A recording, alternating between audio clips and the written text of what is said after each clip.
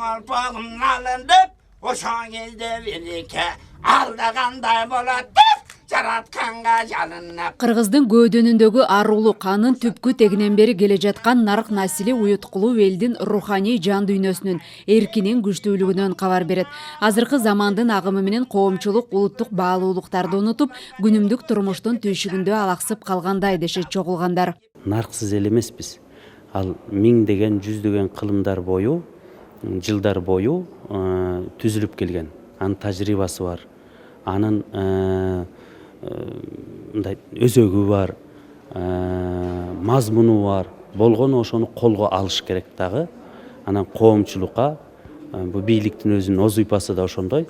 Элдеки, өлкөдөгү көйгөйлүү маселени коомчулукка чыгарып, коомчулукка тартуулоо.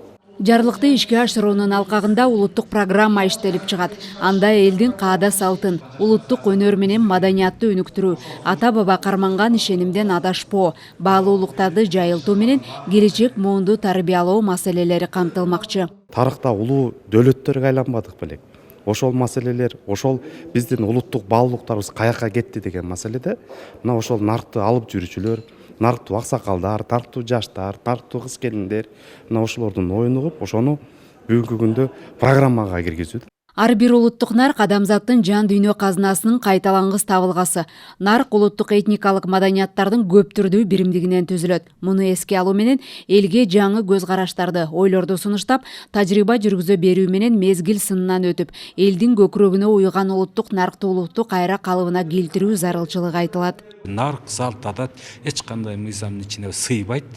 Себеп дегенде бул аябай кеңири түшүнүк. Ар бир кыргыз үй бүлөсүнүн башындагы түшүнүк, иш чаранын негизи эле ушул нарк тууралуу коомдук пикирлерди түзүүгө аракет кылган, умтулган адамдар менен чогулуп пикирлерин угуп атабыз. Себеп дегенде жакын арада Кудай буйрса ушул указды ишке ашыруу боюнча атайын программа иштелип чыгып атат.